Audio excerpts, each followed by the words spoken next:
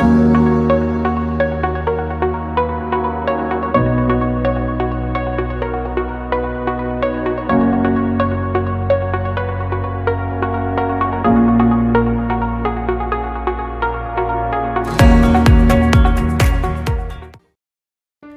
Daxesh Kothari is a tax and financial consultant and the Managing Director and CEO of Ashutosh Financial Services Private Limited, which is an ISO 9001-2015 certified company with prominent presence in the field of financial services.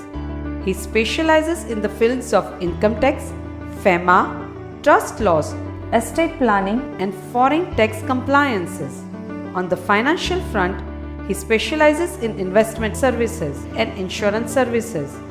He advises companies, trusts, high net worth individuals, and non-resident Indians across the globe on financial and tax and allied laws related matters. He is a trustee of various charitable trusts.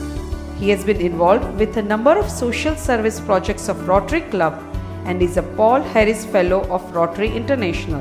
He has been presenting analysis on the Union budget since last 17 years and also on various subjects of taxation and finance at various forums addressing doctors, businessmen, industrialists, taxation consultants, chartered accountants, company secretaries, NRI and postgraduate students of diverse branches on subjects related to finance, taxation and estate planning to make our society financially literate.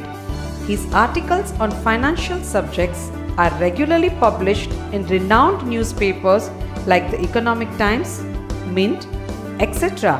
and also in magazines like Dalal Street. His interview was aired on ET Now as a mutual fund industry expert in the program named Swatantra, which is one of the most acclaimed investor education initiative of our country. He has also addressed a program dedicated to NRI on a leading Gujarati TV channel in Ahmedabad. He is a 360-degree versatile personality in the fields of taxation and finance, which makes him a unique and a truly a one-stop solution provider for a wide range of financial and tax-related matters. This is a part of our NRI Financial Conclave, which is the 6th season. We have been conducting this financial conclave since last 5 years. COVID, no COVID, we have been conducting this exercise. This year we had virtual events as well, the physical events. And this is our first event in Mumbai. So earlier events were out of Mumbai. So Mumbai we have started an office and this is our first event out here. We have got clients across the globe. We have been talking very much in the introductory part of all these things. And in this session, we will be talking about the myths and the truths. All these 5 seasons which I said all about, we have been talking about various regulations in respect of taxation and FEMA and investments and so many things, where we'll talk at length in respect of all those things. But during the course of our interaction with so many of the non-resident Indians, we found that there are so many myths which are running in the minds of non-resident Indians, and we need to clear those myths, and I think then that would take care of everything. So today we are going to talk about the myths and what are the truths which are associated with it. Myths and truths are always in black and white. So now going to my part of the presentation, which is NRI taxation and regulations related myths and truths. So the first and foremost truth which we need to look into, and there is a lot of myth which is up there in the mind of so many of the non-residents, and there is a lot of confusion in regard to that, is that there is a single law in India which governs the financial matters of non-resident Indians. So many of the people think that on happening of a particular event, now I am a non-resident Indian. But no, that's not the fact. And the truth about this myth is that there are at least 3 different sets of laws in India which will make somebody a resident or a non-resident. The first and the foremost is the Indian Income Tax Act. The Indian Income Tax Act does not care about what is your residential status under FEMA or what is the citizenship that you are holding. It is clearly on the basis of the number of days of stay in India and outside of India. That makes somebody a resident or a non-resident, and even within the resident, there are 2 parts of it. Resident and ordinarily resident, and resident but not ordinarily resident. So these things are governed, as I said, on basis of the number of days of stay and nothing else. It doesn't take care of anything else. And the importance of who is a resident and a non-resident under FEMA or under the Citizenship Act is different, but in case of income tax, it takes care of what are the incomes which the Indian jurisdiction will tax and will not tax. So when it comes to incomes, there are 2 types of incomes. One is Indian income, the another is foreign income. Indian income is simple. The Indian income is one which accrues, arises and is received in India, is an Indian income, and the foreign income is the one which accrues, arises and received out of India, which is in a foreign country. So whether that Indian income will be taxed in India in respect of a particular person and also the foreign income would be taxed in India will depend upon the residential status of that person under the Indian Income Tax Act. Then comes Foreign Exchange Management Act. This Foreign Exchange Management Act takes care of, yes, the number of days of stay in India, but also the most important part over and above the number of days of stay is the conduct and intention of the person. So if you stayed for a particular number of days in India, but your conduct and intent in respect of staying in India is different, then FEMA will treat you as a resident or a non-resident in a different way. The importance of FEMA is that all the banking and investment would depend upon who is a resident or a non-resident under FEMA. It does not matter what incomes are taxed, which citizenship you have, but for banking and investment purposes, if you are a resident, then you are treated in a different way, and if you are a non-resident, then you have got that privilege of opening those NRO, NRE and FCNR accounts and being treated as a non-resident for investment and banking purposes. And the third and the most important part is this Citizenship Act. The Citizenship Act, as we all know, is the country where we hold the citizenship, is the country in which we hold that passport. So that citizenship is a different law altogether. It doesn't matter what happens in respect of the income part or the FEMA part of it. So whatever citizenship you hold, you can be a non-resident under FEMA as well under the Income Tax Act.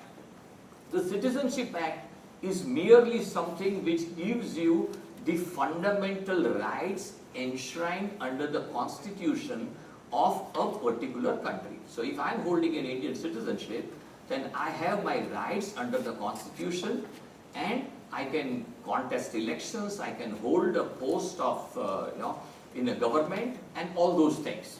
But beyond that, for the purposes of income tax and FEMA, citizenship does not count and does not matter.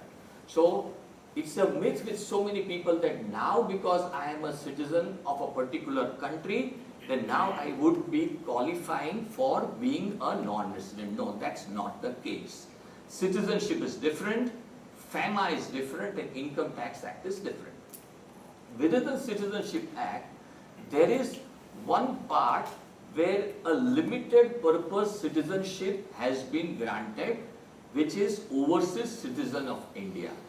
An overseas citizen of India is no way a dual citizenship. So many countries in the world offer dual citizenship, but India, I would make it clear, that does not offer dual citizenship. Under the OCI, it only offers certain privileges to the person who is holding an OCI card.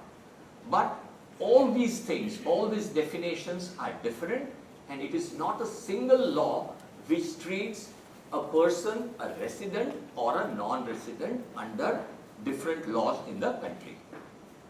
Now the second myth is that NRIs can continue holding resident Indian bank accounts. We come across through so many non-residents who have been holding resident Indian accounts, the accounts which they had opened when they were citizens or where they were very much in India. They go on continue holding it for years and years and decades together. Now that is wrong. Under FEMA,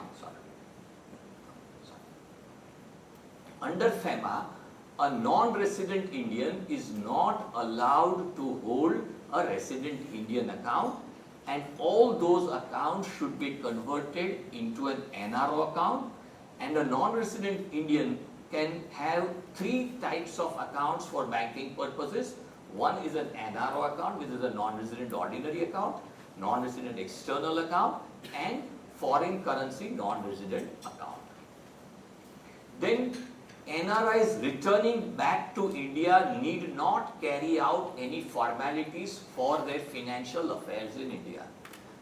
Here also we come across through quite a few non-residents who were erstwhile non-residents. Now they are very much residents in India. They have shifted their ways. They are in India. The moment they are in India, they need to carry out certain formalities, it being that in all the investments which they have made with insurance or mutual funds, stocks or banks, they need to inform the banks or those respective investment entities that now my status is a resident Indian status, and that is the status which is the status under FEMA which would matter. So the erstwhile NRO account or the NRE account need now be converted into a resident savings account, and if in case of an NRE account we have got option, either we can convert into a resident Indian account or we can convert it into a RFC, resident foreign currency account. A resident foreign currency account is an account which allows a non-resident to hold foreign currency assets despite the fact that now that person is a resident under FEMA, and these investments can be held for an unlimited period, and the balances, the interest income from these RFC accounts would be exempted from tax till the time the non-resident holds the status of a R but not OR and an NR, non-resident, under the Indian Income Tax Act. Even when that person becomes a R and OR under the Indian Income Tax Act, it can be taxed at a concessional rate under section 115H. So this is an aspect which all the returning non-residents need to look into. Old bank deposits, say if I am holding a term deposit, which is an NRO, NRE or an FCNR term deposit, a non-resident who is returning back can hold those deposits the way they are till the maturity. They need not liquidate it. The only thing is that the status in respect of those deposits would now be a status as a resident Indian and not as a non-resident. Authority and responsibility of a power of attorney holder of an NRI are limited. So many people think that a non-resident Indian's power of attorney can do a limited set of things when it comes to the powers which the power of attorney can hold. But the fact is that far and wide powers can be given by a non-resident Indian to a power of attorney holder. The only thing which needs to be looked into is that how that power of attorney is crafted. the powers can be in respect of movable as well as immovable assets.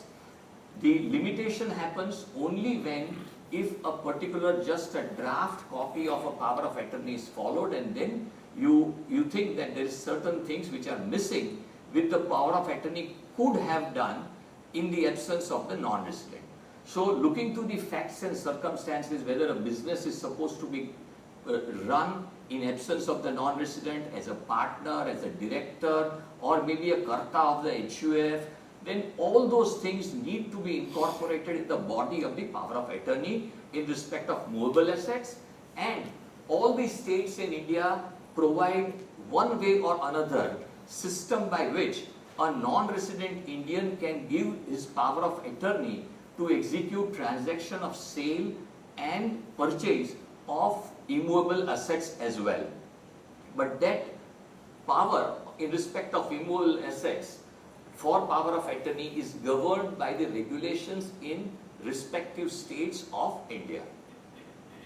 And one most important thing which so many of the people might not be knowing, and so many of the non-residents and the people who are accepting the power of attorney would not be knowing, is the liability under the Indian Income Tax Act. See, if I am holding a power of attorney in respect of my friend, then my liability in respect of the affairs of my friend who is a non-resident is unlimited, or rather would be at par with what is the liability of the SSC.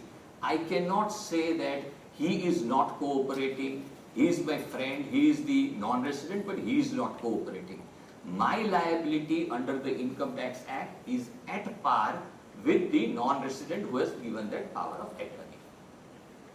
Repatriation of funds by NRIs from India is subject to restrictions and permissions from RBI and government.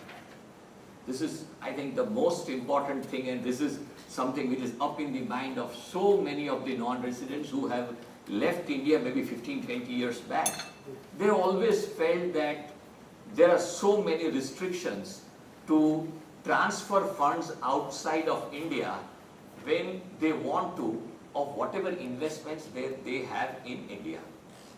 But the fact is that the transfer of funds, remittance of funds outside of India is now quite easy.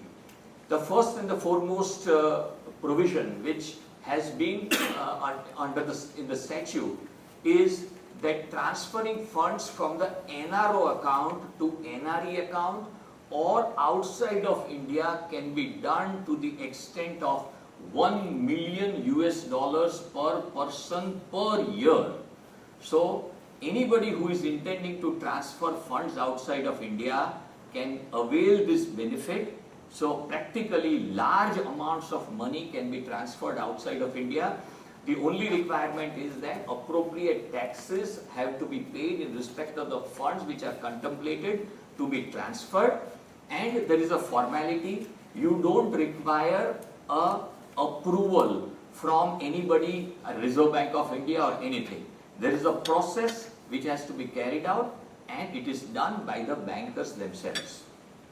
Then anybody who wants to remit an amount which is in excess of $1 million can seek a specific approval or permission from the Reserve Bank of India, and there are circumstances under which even these permissions are granted by the Reserve Bank of India. Then all the immovable assets which were purchased by a non-resident out of balances of the NRE account or out of remittances in India, the sale proceeds in respect of all those immovable assets can be remitted outside India. The only restriction is in respect of residential properties, which can be maximum of 2. So out of remittance of India, I bought 10 plots of land, I bought maybe 10 apartments, maybe 10 shops or offices.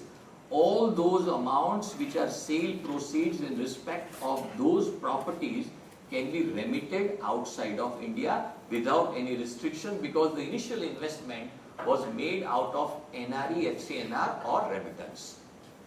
Then current incomes of non-resident Indians, which is by way of maybe some interest, some rent or any business income, all those current incomes of non-resident Indians can be remitted outside of India without any cap and any restrictions.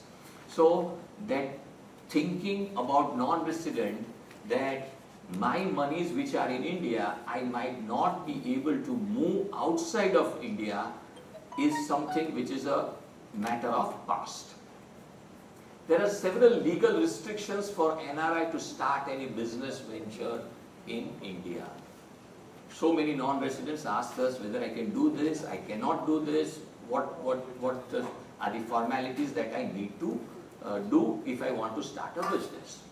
NRIs can start business in the capacity as a proprietor or as a partner in a partnership firm or a limited liability partnership. The thing which they cannot do in respect of this business which we are talking of as a proprietor partner is they cannot venture into prohibited sectors like agriculture, plantation or real estate business. Here, let us understand what real estate business is. Real estate business would mean buying and selling of immovable assets at a short period where the conduct of the person is like that he is a trader or a businessman. But if somebody is planning to hold 10 apartments, 5 plots, keep it for a good period of time, and the conduct of the person is such that it doesn't look like that he is into business, then he can hold n number of properties in India. There are no restrictions in doing that. When it comes to business of real estate, as I said and I repeat, is trading and transacting in real estate, but non-resident Indians can participate in development of real estate. They can buy lands, construct apartments, shops and offices, do plottings, maybe build houses out there and sell it. So a non-resident Indian, except being into these prohibited sectors and one of them being into real estate business, can do all these businesses which they can think of and which maybe a resident Indian can do, a non-resident Indian can do it as well. Then if a non-resident Indian is planning to start a business in the company format, then they can do all those businesses. The only requirement is that those businesses should be under the automatic rule of approval. So any businesses in India, they are classified into 2 baskets, which is one is the businesses under the automatic route, and so many or practically quite a big list of businesses which we might think of, they are under the automatic route, and the balances are under the approval route. So all businesses which are under the automatic route, the non-resident Indian can start those businesses in the company format as well. There are many limitations in receiving loans from NRIs. So this is also something which comes up before us so very often. So if somebody wants to receive a loan from a non-resident Indian, so say loan from India in Indian rupees on non-repatriable basis is permitted to relatives and non-relatives both. So when it comes to relatives, when the word relative is referred to under FEMA are the relatives as defined under the Companies Act. So the Companies Act defines who is a relative. So the relative definition is the one which is prevalent with the under the Companies Act. So on non-repatriable basis, loans can be given to relatives as well as non-relatives. And on a repatriable basis, out of NRI account or out of remittance, it can be given to relatives. Non-relatives, it is not permitted. So now if I am giving a loan which is non-repatriable, so I am a non-resident Indian and I am giving a loan to a friend who is my non-relative, obviously. So when that loan will be returned back to me, those monies would get credited into my NRO account. And from my balances of the NRO account, I can, under the $1 million scheme which I just talked before a while, under that scheme, even those monies which as such are non-repatriable can be repatriated or transferred to the NRI account. Gifts from non-residents is subject to numerous restrictions. When a non-resident is planning to give any gifts to any relatives or non-relatives, whatever be the nature of the kind of gift that he is planning, it is absolutely permissible. The only catch is under the Indian Income Tax Act. If that person who is a recipient falls under the definition of he being a relative of the non-resident under the Indian Income Tax Act, now I am talking relative under the Indian Income Tax Act. When it comes to FEMA, the reference we need to look at what is the definition under the Companies Act. When it comes to the Income Tax Act, the definition of relative is different. So the recipient of the gift from a non-resident, there is no bar one can receive. But if the recipient is a non-relative, then that gift becomes taxable in the hands of the recipient. And if that person is a relative, then obviously it is not taxable under the Income Tax Act. Transmission of assets in favor of non-residents is a complex process. So here what I mean by transmission, and the word transmission means that transfer is when I sell an asset to somebody or during my lifetime I transfer it to somebody. Transmission is that by way of succession, by way of legacy, I am receiving some asset, then it is a transmission of asset. So many of the non-residents feel that if I am supposed to receive any asset from somebody by way of legacy, or I being a non-resident has to pass over my asset to the next generation by way of legacy, then it is a complex process. But the fact is that it is quite simple, and it is something which we can clearly or easily understand is that all the assets which a non-resident Indian can buy, he can receive it by transmission or legacy or succession as well. So something which as a non-resident I can buy, I can receive by way of transmission also. The only limitation is, or rather the exception is that I cannot buy, if I am a non-resident Indian, I cannot buy agricultural land or plantation or similar kinds of assets. But by way of transmission or legacy, I can receive agricultural land. So if I am a non-resident Indian, I cannot buy any agricultural land, but I can receive agricultural land by transmission, legacy or succession, and I can hold it for any number of years, whatever I desire. Being a NRI, I need not disclose my Indian income in my country of residence. This is also a myth people carried for years and years together. But the fact is, and the truth is, that whichever is your country of residence, you need to disclose your global income. That includes the income in the country where you are residing as of now, and the incomes which you have earned outside that country.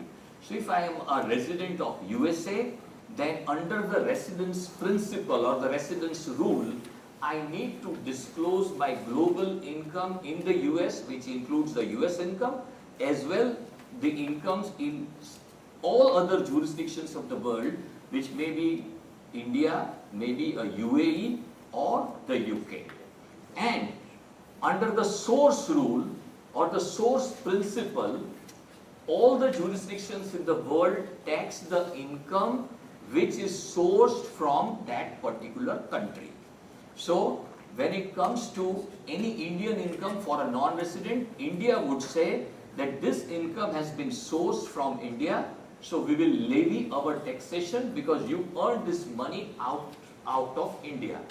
And as far as the US is concerned, they would say that because you are a tax resident of USA, then you need to pay taxes on the US income as well the Indian income.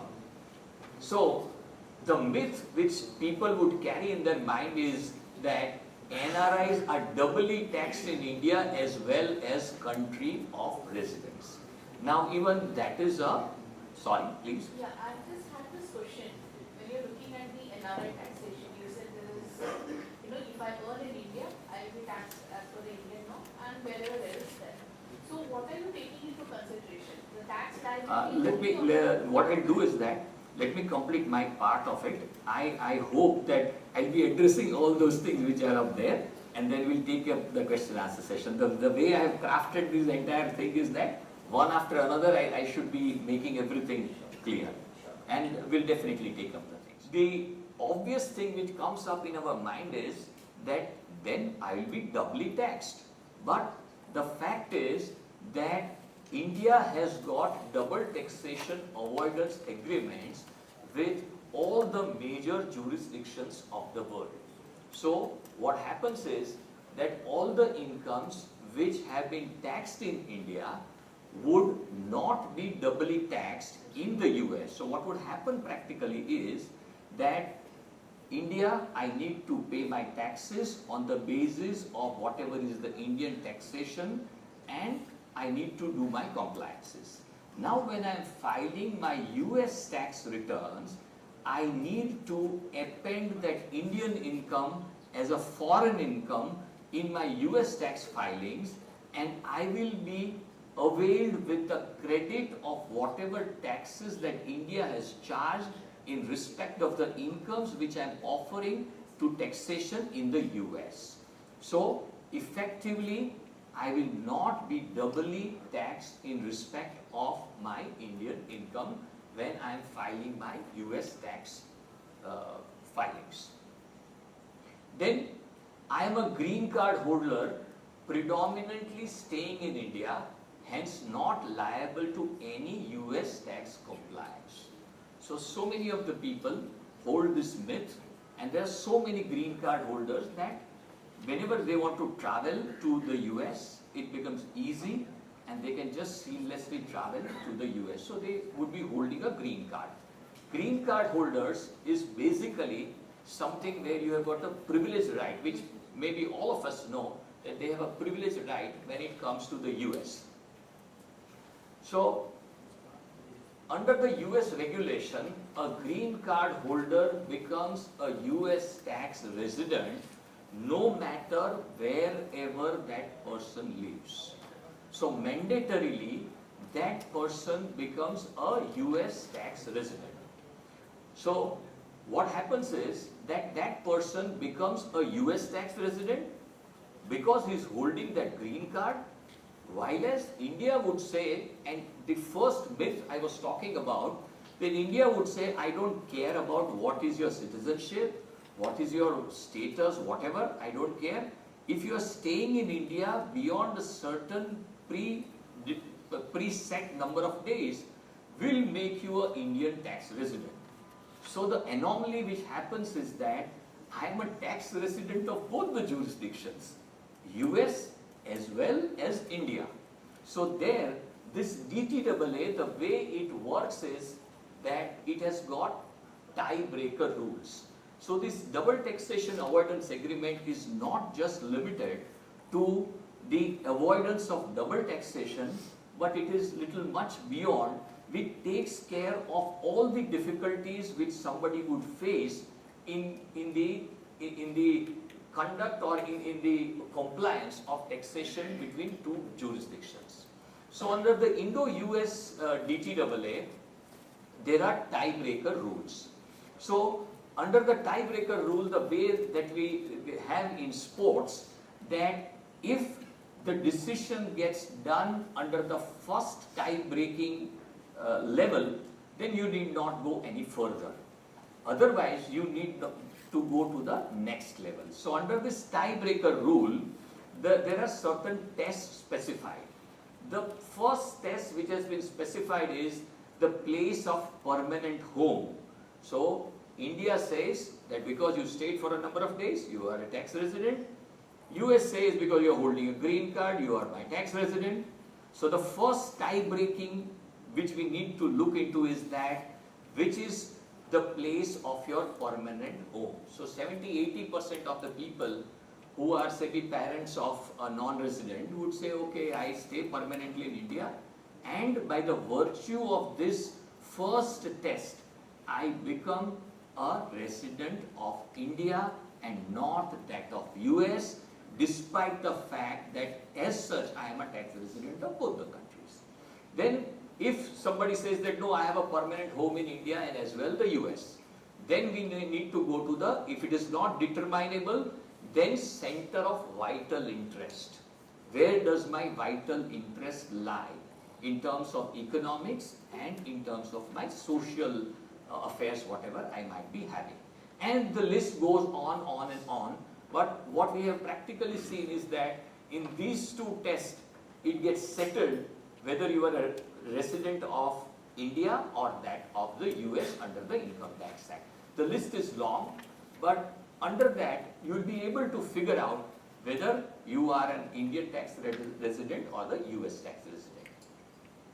So this is the kind of compliance that we need to do if somebody is adjudged as an Indian tax resident and if somebody is adjudged as a US tax resident. Indian mutual funds are taxed in the US on the sale redemption of such investment. So many of the US tax residents, they invest in Indian mutual funds. So they are under the impression that when it comes to the taxation of Indian mutual funds, and the way we have been used to paying taxes is that on sale or redemption, there will be a liability to pay taxes on respect of that transaction. But the fact is that in the US, there is a PFIC regulation, which is Passive Foreign Investment Company regulation. Under that, whatever is the notional gain from between 1st of January to 31st of December, or from the date of purchase till 31st of December, which is the last day of their financial year, whatever is the notional gain has to be offered for taxation in the US. So I have not sold or transacted, but still on whatever is the notional gain or the appreciation which has happened in respect of my mutual fund holdings, I am supposed to pay taxes in the US. There is no effective way to mitigate the anomaly arising out of different accounting years between different jurisdictions for the disclosure of incomes and assets. I think this would take care of what you were asking. So what happens practically is that when it comes to India, the taxation year or the financial year or the accounting year starts from the 1st of April and ends on 31st of March. When it comes to the US, it is 1st January and 31st of December. So there are different financial years when it comes to both these jurisdictions. When it comes to US tax compliance, we need to segregate those transactions on the basis of 1st January to 31st of December, and if there are numerous transactions, what we advise our client is that we need to put in those transactions in a computerized accounting software. So we can put the start date as 1st of April to 31st of March when it is India, and 1st of January to 31st of December when it is the US tax compliance. So then we can figure out that what is the income which is supposed to be offered for tax in the US and in India. Now, when it comes to that, how will I take the credit of the taxes that I have paid? So I think that was something which was up in your mind. Yeah, very, very practical, very right. So what happens is that when it comes to the income, say I am offering it for tax in the US from 1st of January to 31st of December. In respect of my incomes between 1st of January and 31st of March, our returns would have been definitely filed by 31st of December for sure. So we are very clear as to this is the amount of taxes I have paid in respect of the incomes of these 3 months, right? Then when it comes to the balance 9 months starting from 1st of April to 31st of December, there the law requires as to whatever is the tax liability in respect of those incomes of those 9 months, if they have been duly paid by way of a TDS, which in US they call it as a withholding tax, or by way of advance tax, then that credit is available. So if in case if there is a TDS on that income in India, but as such if that TDS certain component is refundable, then I should take credit of only that part which is payable. The refundable part I have to ignore. If in case if the rate of TDS is low and I am supposed to pay the balance amount of money and I have paid it by 31st of December by way of an advance tax, then I can claim the credit of it in the US. So whatever is the tax liability for those 9 months, I need to calculate and pay and discharge by way of TDS or by way of a or an advance tax. Then as far as US tax compliance is concerned, what they require is the income details. There are specific forms, specific parts of the form which they need to file, where you need to give details of the incomes date-wise in respect of the financial year and name and address of the source of income, and it has to be in that US dollar denominated. So the day on which you receive the income, whatever was the prevalent exchange rate, it has to be converted into US dollars and then it has to be offered to tax. And as I said and explained in detail, the TDS and whatever are the prepaid taxes, you will get the credit of it, and whatever is the final tax liability, you will get a credit of it while filing the US tax returns. US also requires that you need to do a lot of disclosure in respect of the assets and especially the financial assets. And that is a requirement under the US tax return as well under the compliance on FATCA and FBAR.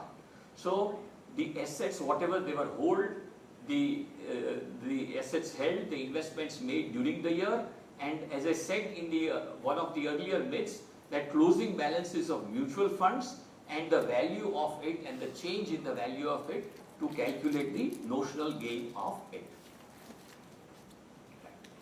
The provisions of TDS are the same for residents and non-resident Indians. So this is also a myth which so many of the people carry in India, that when I am transacting with a non-resident Indian, I would feel, okay, I know the provisions of the TDS and I will just do whatever I know all about and I have been making TDS. But the fact is that the provisions of TDS for resident and the non-resident are different.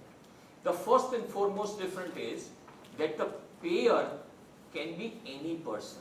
When it comes to India, if I am a partnership firm, I am a company, or I am required to get my accounts audited, only then whatever is the, maybe say, let's take the case of interest. I am paying interest to somebody. I am paying interest to my friend from whom I have borrowed some money, and that is on my personal account. So I need not do any TDS in respect of that transaction. It's a transaction which is not of a firm or a company or anybody who is required to get their accounts audited.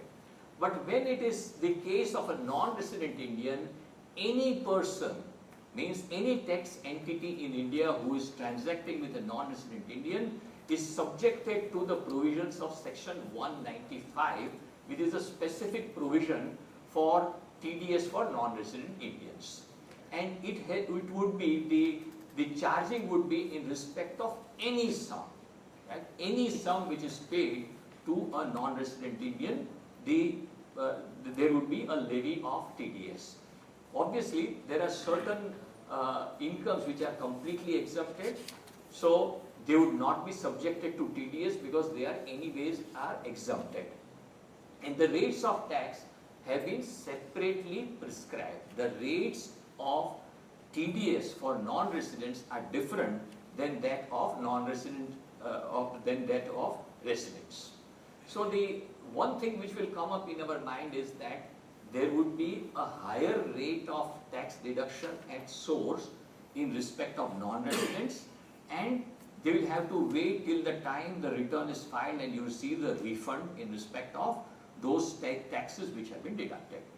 But in order to correct that, there are certain provisions under the Indian Income Tax Act wherein the payee, especially the provisions, there are certain provisions which are applicable to the payer as well, but normally the section 197, which is in respect of a situation where a payee can approach the income tax and seek a certificate from the income tax department that taxes be deducted at a lower rate or a nil rate. And now all these applications in respect of lower tax deduction certificates are completely online. Whatever, if at all there are queries, you receive it online and you comply. You need not meet anybody, and this is absolutely faceless. So that difficulty is mitigated. The amount on which TDS is supposed to be deducted is the same for resident and non-resident Indian. So in the earlier slide which I was talking of, I was talking about the rates of TDS. Now I am talking about what are the amounts on which those rates are supposed to be applied. So in case of immovable property, which is one of the most important things and where all these difficulties would arise, is that as far as a non-resident is concerned, say I am buying an apartment from a non-resident Indian and I am buying that apartment for say 2 crores of rupees. Now when I am paying to that non-resident Indian 2 crores of rupees, I need to deduct tax if that apartment was held for a period of more than 2 years, which I can easily make it out on the basis of the purchase document which I would have had an opportunity of looking at. And so it is a long-term capital gain. But the amount on which I am supposed to make the TDS has to be the entire consideration. That consideration is 2 crores of rupees and I am supposed to make a TDS of 20% plus surcharge plus cess on this entire amount of 2 crores of rupees. But the poor fellow, the non-resident, bought that apartment for 1 crore and 50 lakhs 3 years back. So his profit in this entire transaction is only 50 lakhs. While I am deducting 40 lakhs plus surcharge plus cess on this entire transaction, because I would say that I have to deduct on the entire consideration. When it comes to even Indian, the way we deduct taxes, as far as Indian transaction is concerned, we deduct it on the entire consideration. It is just 1%. So we don't feel the pinch of it. But when it comes to a non-resident and when the rate is that 20%, then it becomes a issue where a lot of amount would get deducted. So there, the person who is the seller of the property, the payee, can avail that certificate which I discussed in detail, wherein we can apply to the income tax department and get a lower or nil rate of TDS certificate. Then when it comes to equity shares, if the share stockbroker is aware as to the date of purchase and the period of holding and the cost of purchase, then the TDS has to be on the profit element, and the same holds true for even equity-based mutual funds or any kinds of mutual funds. Then it has to be deducted only on capital gains. But if in case, if the stockbroker says that I am not aware at what price you purchased, when did you purchase, then the stockbroker is supposed to make a TDS in respect of the entire consideration and not just the gain component. There are no concessional tax provisions for NRIs. So whatever I have been saying is something where the law is a little harsher for non-resident Indians. But there are certain concessional provisions for non-resident Indians as well. The foremost and the most important of it is that if there are specified assets and which has been purchased from convertible foreign exchange. Specified assets means shares of Indian companies, listed or unlisted, and debentures or deposits. So deposits would include bank deposits, because all the banks which we look at, they are basically companies under the Companies Act, or government securities. They are all specified assets. And if I have invested, being a non-resident, from my convertible foreign exchange into any of these investments, then I would be taxed at a concessional rate in respect of investment income at 20%, and in case of long-term capital gains without indexation at 10%. And furthermore, that if I have got any capital gains liability, and if that capital gain liability, if I want to reduce my liability of taxation, then I can invest this amount into another specified capital asset within a period of 6 months, and I need to hold that capital asset for a period of 3 years. Just to illustrate and explain, say I am a non-resident Indian, I bought equity shares of a company 4 years back, right? And I've been holding it, I made handsome gains on it. Now, option 1 is that I pay tax at the rate of 10%, and those investments in respect of buying those shares were made out of convertible foreign exchange or my balances of the NRI account. So I bought those shares in my NRI PIS account, and I am making those gains.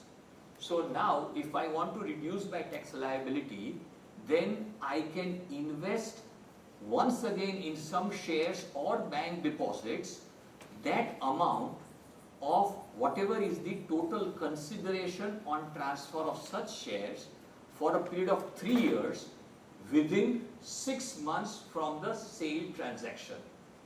Then that entire capital gain becomes completely tax-free. This is a very important relief which non-resident Indians can avail, because substantial investments through NRI PIS accounts are made through the convertible foreign exchange route. There are no provisions which would give NRI relief from foreign currency fluctuations.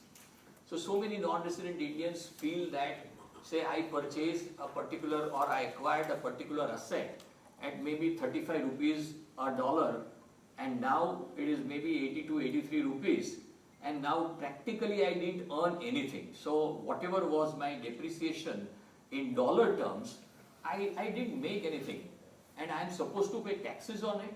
In order to mitigate that hardship, when it is an investment in unlisted shares, I have invested in a company where I bought some shares in a company of my friend or whatever, somebody where I have invested in unlisted shares or debentures, the way the taxation would happen is that the foreign currency fluctuation will be taken care of. So my gain would be calculated in dollar terms.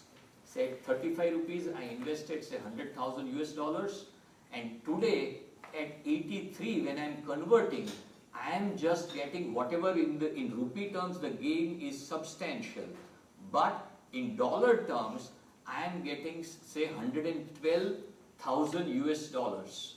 So my gain is only 10 or 12,000 US dollars. So I will be taxed not on the rupee component, but on the dollar denominated gain which I would be making in respect of that transaction. So there is a specific provision under the Income Tax Act, and this provision is not just applicable to non-resident Indians. The earlier provision of this in respect of specified assets was applicable to only non-resident Indians. This is applicable to all the non-residents, irrespective of whether they are persons of Indian origin or not. NRI will be required to file income tax returns every year if PAN is obtained in India. This is also something which is a myth, which is up in the minds of so many of the non-residents, that I don't want to transact in India, I don't want to have anything in India, just for the reason that the moment I obtain a PAN, then I would be supposed to file my tax returns every year. But the fact is that the moment if you have an income which exceeds 2.5 lakhs of rupees, and this 2.5 lakhs of rupees is after taking care of the deductions under chapter 6A, is like ATC and ATD and all those things, you have to ignore that, and capital gains related exemptions, whatever they are, you have to ignore that, and before that, if the income is exceeding 2.5 lakhs of rupees, then I am supposed to, only then I am supposed to file my tax returns in India. Beyond that, if I want to claim a refund of whatever taxes which have been deducted, then I will be supposed to file my tax returns. And there are 7 situations where, irrespective of whatever is the 7 situations where even if somebody doesn't have an income which is chargeable to tax, and this is applicable to resident as well as non-resident Indians. So anybody who has got a permanent account number in India, and if that person falls into any of these categories, which is say is deposited 1 crore or more in current account, or 50 lakhs in one or more savings account, or some business receipts or expenditure on electricity or a TDS or a foreign or a travel outside India, then these are mandatory situations where somebody will be supposed to file tax returns. So only if a non-resident falls in all these categories, he would be subjected to filing tax returns. It would not be possible for NRI to lawfully plan their tax affairs in India. So if somebody feels that the provisions of law for non-resident Indians are so much where, I will not be able to plan anything when I want to reduce my tax liability. But no, there are several deductions which are available to residents as well also to non-residents. ATC, we all know, those investments deductions can be availed by non-residents. ATD in respect of the health insurance, ATG, ATTTA. So if I'm holding an NRO account and the interest income in respect of NRO account, I can get a deduction. I can avail deductions in respect of housing loan, maximum to the extent of 2 lakhs of rupees, and I can claim those deductions. And one simple thing which one can plan is that if you are staying in India, as I said that Income Tax Act, number of days of stay is important. So if I want to plan my stay in India, the simple thing which I need to do is that if I want to stay long, I split my stay in 2 years, 2 financial years. So the number of days of stay would be calculated for the 1st of April to 31st of March. So if I want to stay for 5-6 months, if I start in January, then 5-6 months, certain portion would be in India in this year, and then it would spill over to the next year. So this is a simple thing which one can plan to save the liability of taxation in India. In respect of capital gains, one can go for investing in capital gain bonds, a non-resident can, then selling residential house, buying another residential house, selling any other assets, immovable assets, and buying a residential house. Those are also the deductions which are available. Receiving any gifts or anything under a will or inheritance. This is very important. We receive so many inquiries from non-resident Indians that I am going to receive a large amount of money by way of inheritance or as a beneficiary under the will. So will I be taxed on receipt of these amounts? So there's a specific provision where on the occasion of marriage or gift between relatives or under a will or inheritance, those amounts are completely tax-free. Then one simple planning which a non-resident Indian can do is that initially I said that what is an Indian income and what is a foreign income. Where I said that the Indian income is one which is accrued, arised or received in India. So if I am drawing some pension or interest in respect of my foreign connections, say I worked earlier outside of India and I am receiving some pension. So if I receive that pension in my account in India, then it is an income which is accrued, arised or received in India. So if it is received in India, Indian taxation would say it is an Indian income. So if I receive it outside of India and then remit that money, the remittances to India from a foreign account are tax-free. So that is something which somebody can take care of. Then one thing or a misconception which a non-resident should always keep it clear in their mind is that incomes which are tax-free in India are not necessarily tax-free outside of India. So if I am holding an NRI account in India, PPF account, or if I get some exemptions in respect of capital gains in all the section 54 EC or whatever, and those exemptions are limited to India. So an NRI account interest is exempted in India, but if I am a US tax resident, that is an income which is subjected to taxation in the US. So incomes in India might be tax-free, but could be taxable outside of India.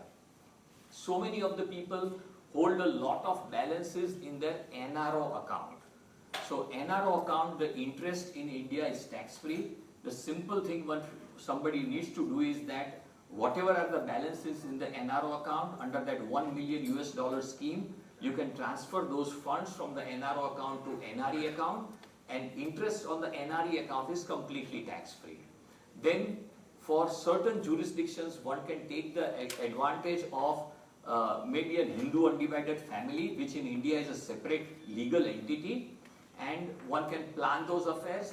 A non-resident can open a Hindu undivided family account under the NRO status also. There is a lot of bureaucracy in the Indian tax administrative system. So many people hold that thing up in their mind that there is a lot of bureaucracy and one needs to visit the income tax office and do all those things which earlier they had up in their mind.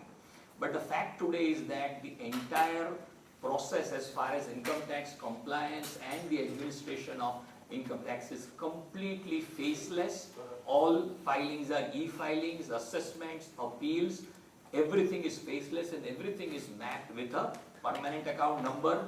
There is no personal interaction, and this is a major change which non-resident Indians and so many of us, even for them it has gone unnoticed. If somebody says that what has changed in last few years in India in terms of the development, people don't realize that the kind of changes which has happened on the tax administration front, how well, how deep rooted it is going to impact all of us and in times to come, where that parallel economy or cashless economy is going to contract over a period of time for sure.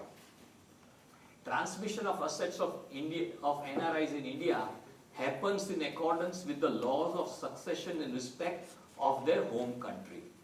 So if somebody says that, okay, I am a US tax resident, I am a US citizen, I hold a US passport, and I stay in the US. And so whatever are my assets in India would be governed by the laws of succession of the country where I belong to or I am a citizen of. But no, that is a myth. But the fact is that I would be subjected to the laws of succession in India because those assets are located in India. So whatever be your country, wherever somebody might be, but the law of succession in India would operate in respect of movable and immovable assets in India. The laws of succession are the same for NRIs dying after executing a will or without executing a will. So many people feel that, okay, it's fine if I execute a will or I don't execute a will. doesn't make much of a difference when it comes to non-residents. And non-residents obviously would have a good amount of assets in India. But the fact is that when a person deceases after making a will, then he is subjected to testamentary succession, where the Indian Succession Act and in case of Muslims, the Muslim Sharia law would apply. But if somebody dies without executing a will or a valid will, then the intestate succession related laws in case of Hindus, the Hindu Succession Act would apply. So if a non-resident dies without or after making or executing a will, there will be different sets of laws of succession that would apply. So making a will would make a better sense for all the non-residents in respect of their Indian assets. This is also something which is very important, and so many of the non-residents carry a myth. Nomination is enough to ensure appropriate succession of financial investments of NRIs in India. So when you ask them, they say, okay, I have made my nominations in respect of all my investments, the bank, whatever I am having. I have done that nomination process and I am done with everything, and that is good enough. But the fact is that on death, the transmission of assets would happen in the manner that the assets would get transferred to the person who is the nominee, but the nominee is just a custodian. He is not the owner of the asset. The owner of the asset is the one who is under the laws of succession. If it's the testamentary succession where will is made, then according to the will, or if it is an intestate succession, then whatever are the laws which are applicable. So if I am a nominee in respect of a non-resident Indian, they would say, okay, I know you, so you're a nice person, you become my nominee, I can become a nominee for a non-resident, but when that person deceases, then I receive those assets, but I am merely a custodian, and the real owner of the asset is the one who is under the laws of succession. NRI needs to be present in India to execute his valid will in respect of his Indian assets. So many of the NRIs would say that, no, now when I come to India, we'll execute a will and I want to make the things quite straight and clear. But the fact is that a valid will can be prepared outside of India, executed outside of India. One need not visit India, and the way we advise ideally is that anybody who is planning to make a will outside India, get it notarized outside India in presence of two witnesses, obtain declarations of both those witnesses who have signed outside of India, and that will work perfectly fine in respect of Indian assets. One need not come to India. Notarization is not something which is absolutely essential, but that will make a will which would be beyond any doubt when this will is executed outside of India. So this brings end to my part of the presentation, which was in respect of the taxation and regulation related myths, and now we'll go to the next part of the presentation, which is NRI investment opportunities, related myths and truths. Mr. Rajit Kothari is the Executive Director of Ashutosh Financial Services Private Limited, which is an ISO 9001-2015 certified company with prominent presence in the field of financial services. He is a chartered accountant and a certified financial planner by qualification. Further, he has graduated in the field of commerce with specialization in banking, financial services and insurance sector from Ahmedabad University, and has also pursued post-graduation in the field of law. He started his journey with Ashutosh Financial Services Private Limited, where he played an instrumental role in functioning of several business development activities of the company. He also played a vital responsibility in the development of exotic product offerings for the company in the alternate investment arena, such as foreign equity and unlisted stocks. Moreover, he was instrumental in the preparation of extensive knowledge database on different topics concerning taxation and finance for the company.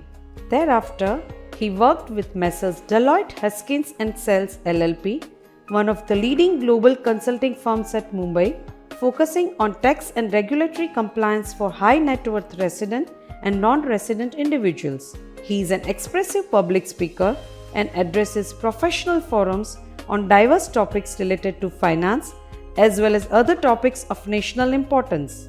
He has participated in international exchange program as a student and has also attended management development programs across top business schools in India. As a young and dynamic director with a multi-skilled personality, he presently concentrates on exploring innovative business opportunities through geographical expansion, digital proliferation, and concentric diversification of the company.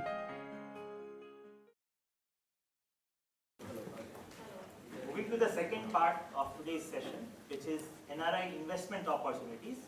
In the similar pattern, as we discussed the myths related to taxation and regulations, we will be discussing the myths related to investments for NRIs in India. Beginning with the foremost myth, the most basic and the common myth, NRIs should invest in India only because of their affection towards their motherland.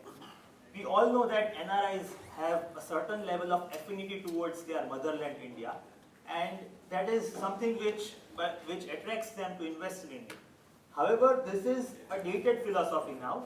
It used to exist once upon a time. No matter the affinity has remained over the years, but there are many more reasons due to which NRIs are now investing in India. To ascertain whether any NRI should invest in India or not at this moment, we should look at the basic economic parameters which help us decide whether India is the correct destination to invest. Starting with the growth rate. If we look at the growth rate of the top 20 global economies, then India is amongst the fastest growing economy in the entire world. And if we compare it with China or US or any other markets, which could be other potential markets for non-residents to explore their investment, then India is in a far better position as compared to those. This is a clear-cut case which makes India a destination for investment, and no NRIs can miss investing in India. Moving with the second aspect, that is the interest rates. Interest rates are very important for any economy because they demonstrate the cost of funds. The cost at which corporates can borrow from the banking institutions and invest in their businesses. If we look at the trend, the change in the interest rate over the entire year, then the interest rates in India have risen, but by a marginal 2 to 2.5%, that is from 4 to 6.25%. Whereas in case of US, UK or any other developed economy, the rise in the interest rates has been substantial. This shows that India is in a much better position as far as the cost of funds is concerned, which is a healthy signal for corporates to borrow and invest for the development of the economy. As we saw, the basic parameters like the growth, the interest rates are absolutely in place. This is a very healthy signal for corporates to invest and grow, which will automatically translate into their earnings. And these corporate earnings are reflected in the stock market performance. If we look at the stock market performance of Sensex, the Indian index, then it is the best in the entire world and far beyond the performance of any other market, say US, China, or any other emerging developed markets. This is one of the reasons why so many FIIs and institutions are wanting to invest in India. Looking at the depreciation of currency vis-a-vis the US dollar, then we know that US dollar, the Indian rupee, has depreciated over the US dollar substantially in the past few months. However, it is not as much as what so many other economies, so many other currencies have depreciated. This is not only a healthy signal for the currency, but for the economy as such. And which is why we can say that India has got good forex reserves, it is in a healthy position, and any NRI should definitely invest in India. Moving to the second myth, Indian economy is also facing slowdown similar to other markets. Now we know that US is in a place of recession, the European markets are also in a very bad phase, but same is not true with India. India is presently an oasis of hope in this ocean of global economic despair. One of the major reasons is the manufacturing revival which is taking place in India right now, which is because of mainly China. If we look at the Chinese relations with so many other countries, after what has happened in the COVID-19 pandemic, then it is not in the position that it was what it was earlier. Which is why so many of the corporates, so many of the MNCs are wanting to start a shop in India and invest in India. And Chinese economy is in a stop-start mode. As soon as there are several COVID cases, then there is a stop signal in the Chinese economy. As soon as the cases reduce, then the Chinese economy starts again. So this is not a good position or not a good parameter for any company to invest in that economy, which is why they are exploring other opportunities, other countries, which can be a kind of replacement to China. China plus one. As I mentioned that China is not currently in that position in which it can attract investment from MNCs. So many of the companies, these global corporates, are looking for one more option, one more place where they can shift their manufacturing base, for which India, because of so many factors, including the cheap labor, the friendly business environment, is a very promising destination. And having said that, there are many other Asian countries like Malaysia, Thailand, Vietnam, which are benefiting probably even more than what India is. But yes, India is definitely benefiting from that. Services, which is one of the major contributor of India's GDP, more than half of India's GDP is dependent upon services, has seen a growth after what has happened in the last few years on account of COVID, the emergence of cloud, and the shift of the services from the Western world to India. However, the services sector, the ITS, IT-enabled services, are suffering of late because of the US recession. But at the same time, because of the strong US dollar, they are gaining out of that. The contact-oriented services like airlines, hospitality, all those services, retail, are on a strong pickup mode right now. Capital investments by the government and private sector are increasing.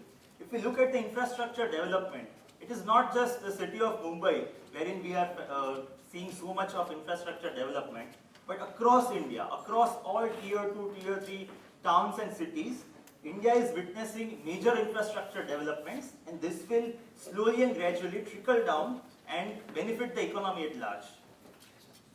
The government finances are in one of the best positions right now, whether it is direct tax through income tax or indirect tax through GST.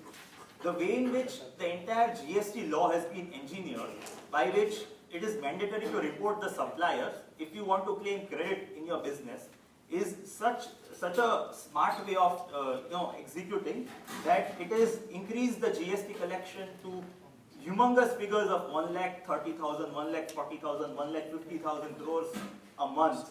And on the direct tax front also, the entire tax administration has changed, which we recently discussed, which is why the tax to GDP ratio of India is increasing month on month and is becoming one of the best in the entire world.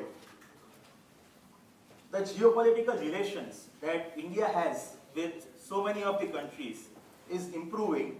Now, this is not just good from the point of view of security of India, but also from the viewpoint of economic relations that India has.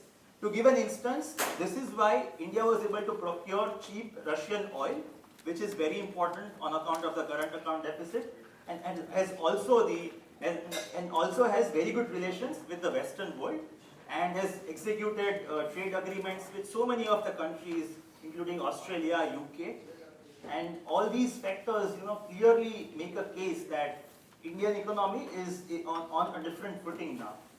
The way in which the entire pandemic was handled has resulted into the minimal amount of wounds and minimal amount of effects as compared to what other countries have faced after it. The IT backbone, initiatives such as Aadhaar, UPI, all these IT-enabled initiatives are landmarks basically, and has changed the entire footprint in which the Indian economy and Indian economic ecosystem is moving. The strong retail investor participation in form of systematic investment plans is increasing by thousands of crores every month, and which is why India is now reducing its dependence on FII money. Now when the retail participation is so high, when the Indians are so confident themselves in India, then there is no doubt why any NRI spread across the world should not invest, should not be confident about the Indian economy. As I mentioned, India is emerging as one of the most preferred investment destination as compared to so many other markets, which is why not only active fund flows but also passive fund flows of so many global funds, big time funds, is increasing in India. Fixed income investment in India for NRIs implies investing in NRI, NRO deposits. In our interaction with non-resident Indians, what the understanding that they have towards India is that if they want some fixed income avenue in India, then it has to be NRI, NRO deposits.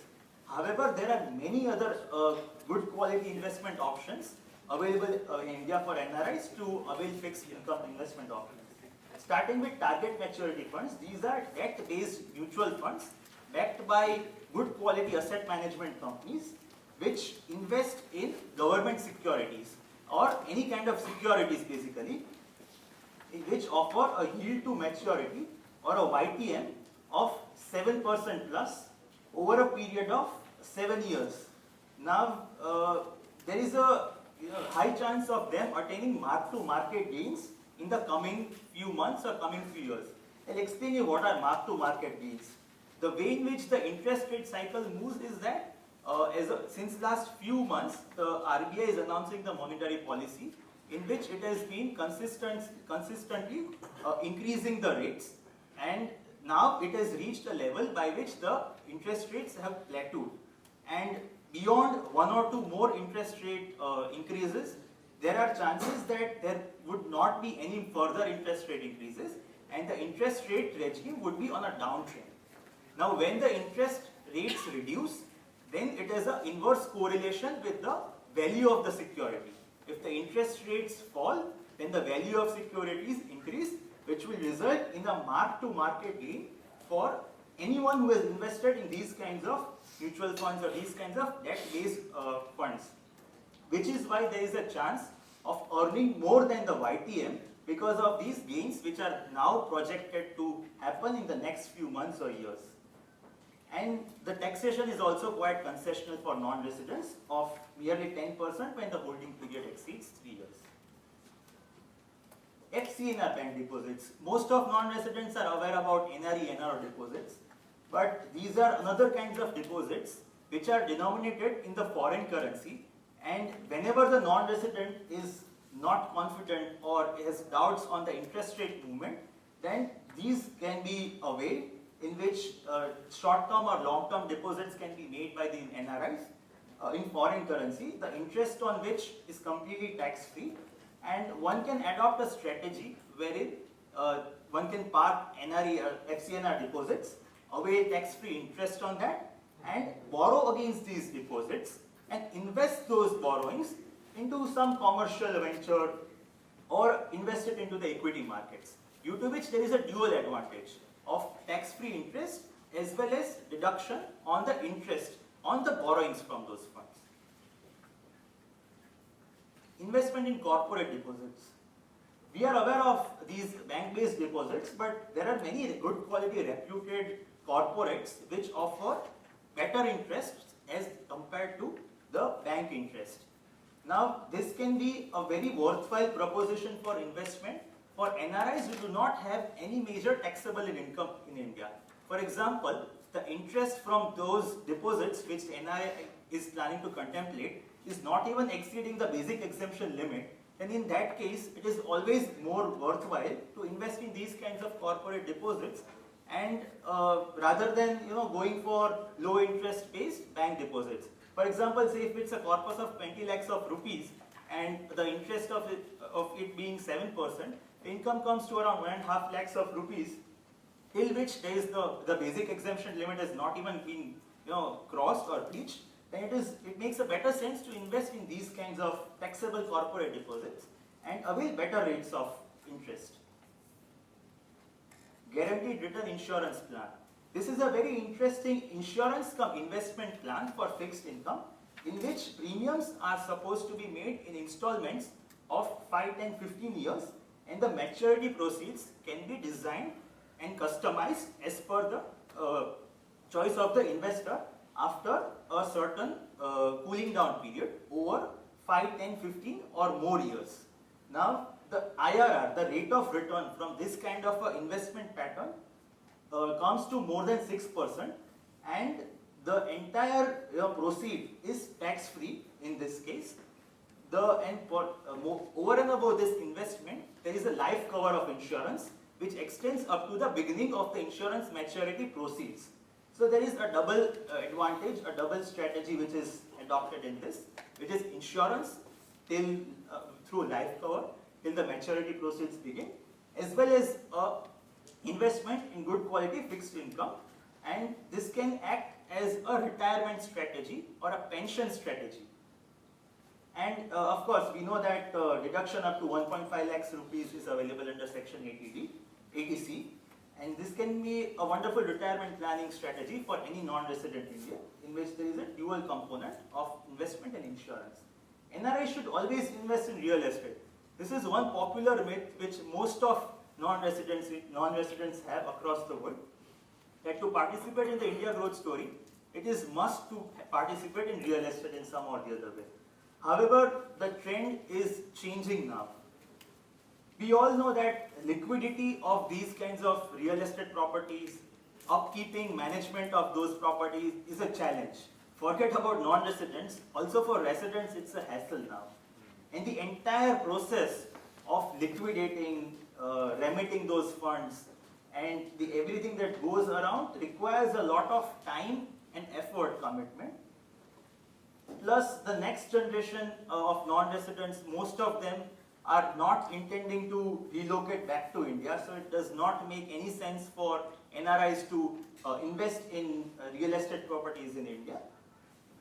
Having said that, if there are non-residents who plan to relocate back to India at some point of time, or are required to come back to India on a need-based or a certain time period basis, then for self-use, yes, it does not make sense to have a real estate property, but from investment perspective per se, it does not make sense, and financial assets are any day a better route to invest, which are completely liquid and can be seamlessly remitted on click of few buttons.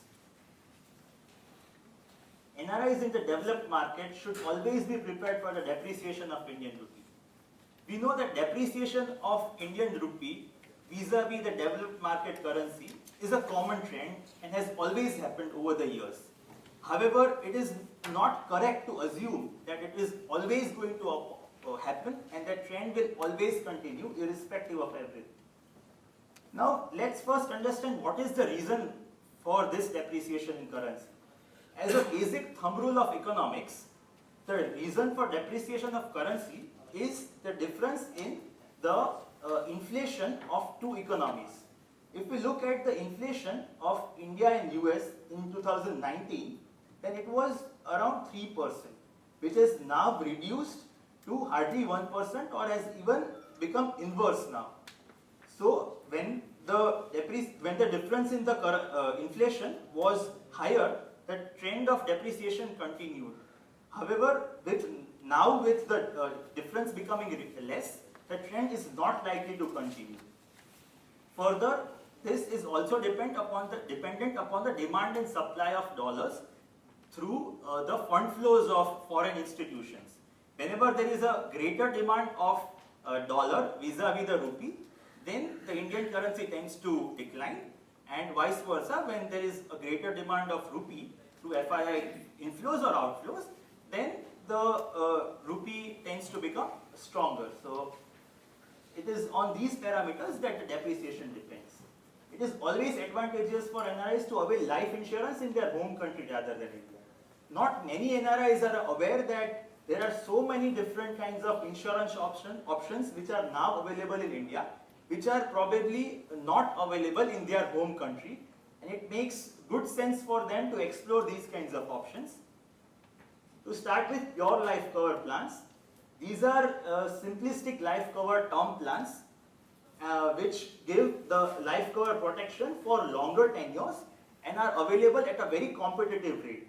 We were just interacting with few NRIs from Australia who were of the view that life insurance in Australia is not available beyond 65 years of age. The cover only extends up to 65 years of age. Whereas in case of India, it can extend lifelong up to 100 years of age. So, and moreover, these costs, the premium costs, are quite competitive as compared to what is there in all these countries. Investment cum insurance plan, as I recently discussed, that there are so many insurance plans which are coupled with investments which offer assured tax-free returns which are quite decent across long and flexible tenures depending upon the working life pattern of the investor in the way in which he or she is planning to customize. Estate planning tool. Life insurance can be used as a very good estate planning tool.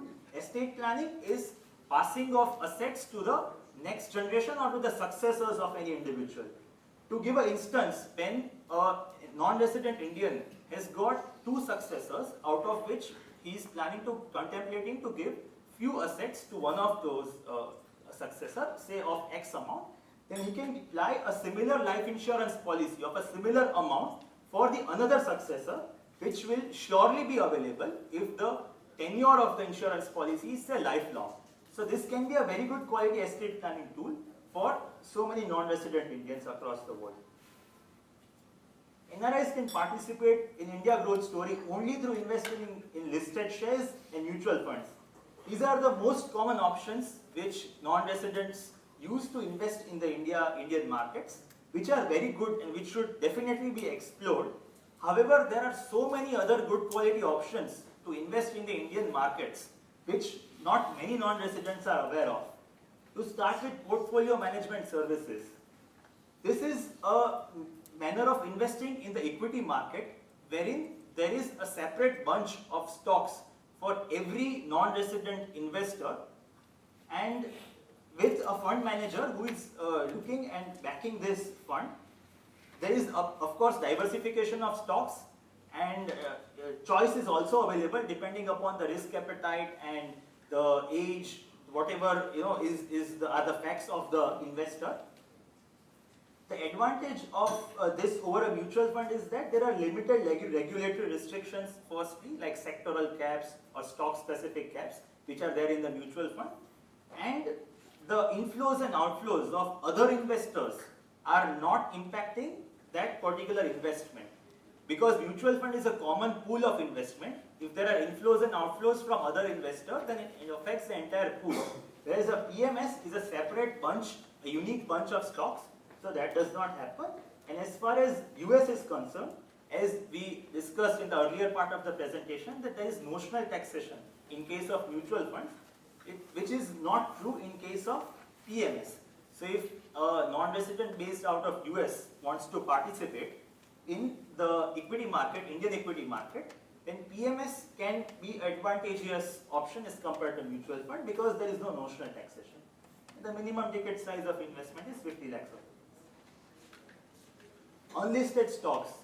Now, non-residents know that India is surely going to be a growth story, and this growth is not only going to remain confined to the listed market. It is going to extend much beyond that.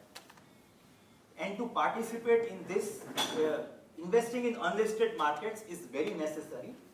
The foremost and the most common advantage is to catch them young and participate in the early stage, when the information of this unlisted stock, this business, is not available to the world at large.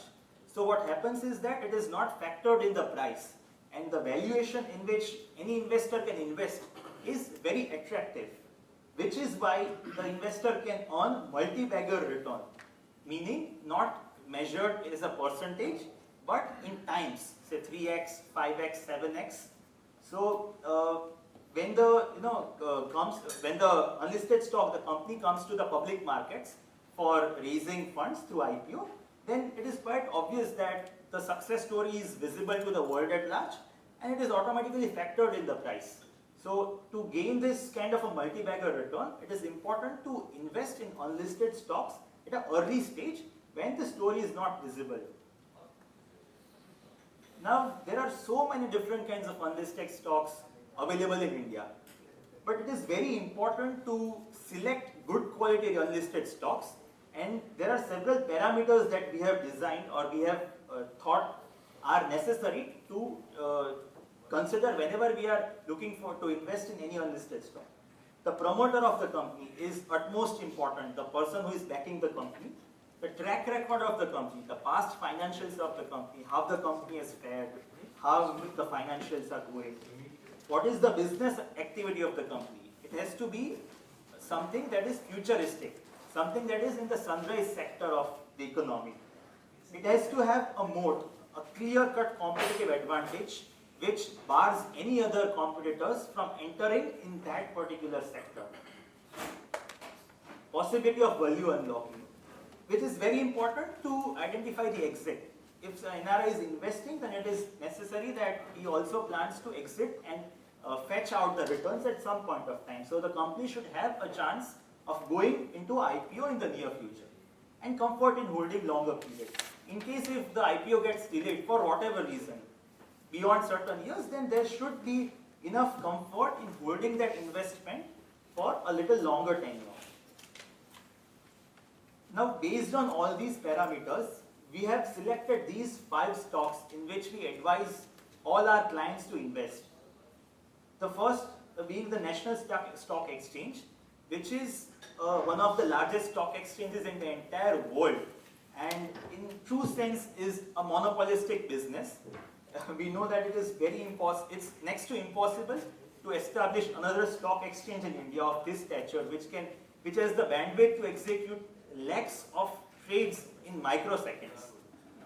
Reliance Retail, which is one of the flagship companies of the Reliance Group, which has got distribution network, physical as well as digital network presence across India, and is in the acquisition spree of buying out so many different retail brands in India, and has plans to grow multifold by times in the next few years. Tata Technologies, in the IPO of which has been recently announced, is a company into IT services, providing IT solutions to several automotive companies, and it is a subsidiary of the Tata Motors. The HDFC group companies, HDB Financial Services, which is a non-banking financial company, and HDFC Securities, which is into the broking business, are also very promising companies which should be considered while investing. If anyone wants the detailed information on any of these companies, then we provide an entire report which has got the entire process of investing, the valuations as compared to the peers, what are the pros, cons, everything. So if anyone is looking forward, then we can provide that for these companies. Alternative investment funds. This is another form of investment which has picked up very well in the last few years. These funds invest in listed, unlisted stocks as well as fixed income and derivative options. What we suggest investors is to invest in these funds which are investing in unlisted stocks, because there are several other options available for investing in other forms of investments. But for unlisted stocks, AIFs are the routes which should be preferred, because the fund managers are highly experienced and have got connections across the industry. The minimum ticket size is 1 crore, which is payable in tranches, and the time period of this investment, the horizon, extends up to 5 to 7 years. Now, why do we emphasize on investing in unlisted stocks through AIFs? Whenever anyone is looking forward to invest in unlisted stocks, there are two challenges which comes to his or her mind. One is selection of the companies, which unlisted stocks should be selected. As we know that there are so many, these kinds of parameters which are to be considered, complex parameters like the business, future, promoters, which is not everyone's cup of tea. So that is something which the AIF fund managers are capable of doing and have got that bandwidth, that network, wherein they can choose and pick out good quality unlisted stocks. And second is the price. We know so many of the good unlisted stocks which are going to be short winners in the times. But whether that price is justifiable, whether that price is at par with what its peers are trading at in the stock listed market. So that is something these fund managers are capable of because they work on globally accepted valuation principles and they are quite equipped to carry out that process. NRIs can invest in Indian real estate market only by buying physical real estate properties, which is not true. Recently, this new form of investment has picked up, which is real estate investment trust, which is a blend of financial assets and real estate, which invests in very good quality real estate projects, and this is common across the world. So these kinds of REITs invest in good quality real estate projects across the world, and these are all traded in form of units, just like mutual funds. They are traded on the stock exchange. They are in form of units like mutual funds, and the appreciation happens on these kinds of units. And of course, there is a chance of earning rental income, which is a return on the investment. And the taxation has also been simplified to a great extent by the government. Now, most of the non-resident Indians are sold to the story that it is worthwhile to invest in India and they do want to participate in India. But the concern that comes to their mind whenever they think and plan of investing in India is the taxation and the repatriation or remittance of those funds back to their home countries is a very complex and tedious process. This is the kind of notion that most of the non-resident Indians are, which is not true. Starting from taxation, for most of the financial assets, the taxation is quite simplified through a flat rate of tax, which is straightforward. And as we discussed earlier, where the TDS rates or the TDS rate is not a flat rate, or where the TDS has to be made on a higher value, then there is the option of availing this lower TDS certificate, which can always be exercised. And the income tax compliances and everything, our assessments are all faceless now, so which provides a very good comfort for non-residents to deal with all these kinds of income tax compliances from any corner of the world. Repatriation of investments through the sale proceeds of repatriation of financial and real estate assets, which are the origin of which is through foreign funds, is quite straightforward. It can be seamlessly remitted through the NRI bank account, while in case of other funds which are either of Indian origin or originated through the NRO bank account, there is one simple procedure which has to be completed and can be remitted under the $1 million per person per year regulation of RBI, which we discussed in the first part of the presentation. NRIs need to physically visit India to invest and transact in financial markets as well as real estate, which is also another common myth which most of NRIs have, which is not true. So here we have displayed all the financial transactions and the real estate transactions that any NRIs have and what actually happens in those cases, starting with one banking operation, which is a must for any NRIs to do any kind of financial activity in India. The entire process, end-to-end process, right from account opening to executing any level of transaction can happen seamlessly on click of buttons digitally. Financial investments in any kind of these asset classes like mutual funds, PMS, all those can also happen through digital development, digital infrastructure basically. And so many of the NRIs that we come across have already started adopting that and are part of this process. As far as real estate is concerned, then buying and selling of real estate can also take place through any part of the world. Of course, depending upon the Indian regulation, there are processes which need to be followed through some or the other legal route, depending upon the state where the property is located. But in sum and substance, if all those processes are followed, then the execution of these kinds of real estate transactions can happen seamlessly from any part of the world. Income tax compliances. All compliances, as we discussed numerous times, can happen digitally.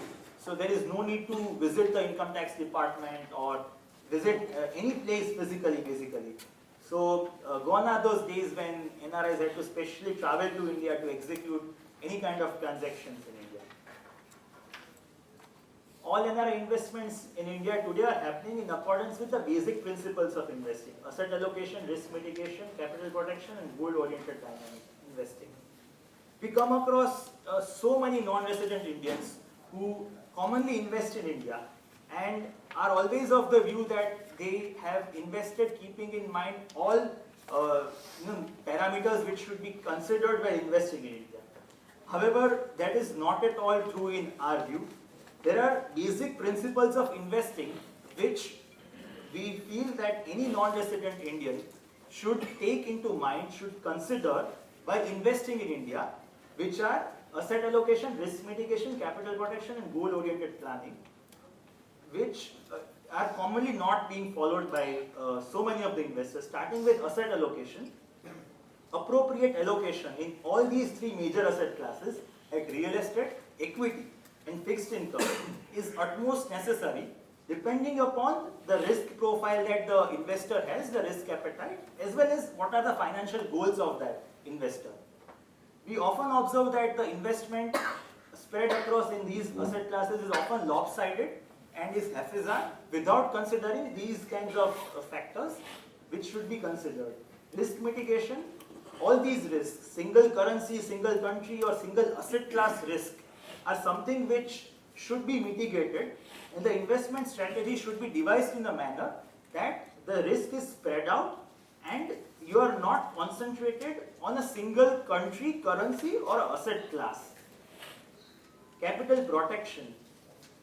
Preserving the capital is very much important, not only for senior citizen kind of investors, but for everyone. It's the hard-earned money, and capital preservation techniques through investing in appropriate fixed income investment is something which normally so many of the investors do not consider, which is why they end up losing their capital. And what can be done is to balance fixed income investments with growth-oriented investments. One can invest a certain part of their corpus into fixed income investments and can invest the return on those investments into growth-oriented assets. So through this, there is a combination of both the strategies, which is capital protection, preserving the capital base, and also participating in the growth of that capital base. Goal-oriented planning. Goals, financial goals for any individual, not just non-residents, are dynamic and change with the relevant stage in life, relevant circumstances in life. So whenever this kind of investment is planned, investment strategy is planned, then there is a certain goal which the NRI normally keeps in mind, which is often not relooked at, reconsidered at when the stage of life changes. So that is something which should be considered, and the investment strategy should be dynamic, should remain agile, and should change with the changing circumstances in life. This brings us to end of today's session.